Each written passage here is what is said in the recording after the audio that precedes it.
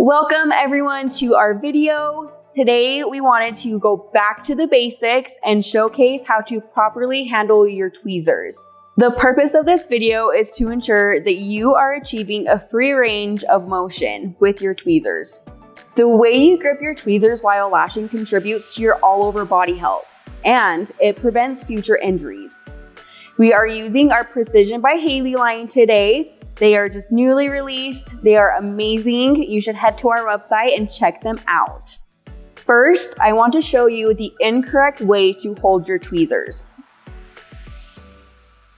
Holding your application tweezer this way limits your range of motion.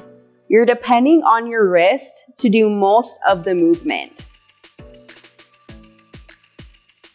The tweezer is also resting on your middle finger, which creates a lot of pressure.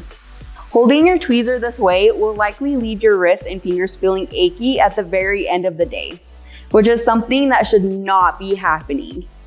Now I'm going to show you the two correct ways to hold your tweezers. Your thumb will be on the front of the tweezer, and you can either do 2 fingers on the back side or 3. You'll just need to shift those back ones a little bit if you decide to do 3. This provides ultimate control of your tweezers and a full range of motion. Using the back fingers, that is where you will pivot your tweezer and get your full range of motion. I also like to use my pinky as stability as I am doing that.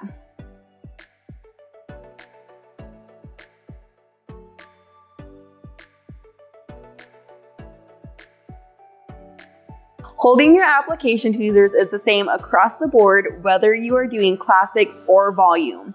Obviously, just figuring out where to place your hands on the tweezer is going to be the biggest difference. Other than that, it is all the same. So here's the incorrect. This is where you're putting all the pressure on the middle finger and using your wrist to get your range of motion. Here's the correct ways, where you're using your fingers for your range of motion and not having to use your wrist.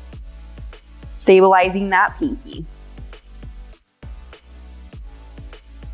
Thank you for joining us on this tweezer review. Hopefully it brought you back to the basics and reminded you of how to hold your tweezers. Remember to like and subscribe below and let us know if there's any other basics you want us to go over.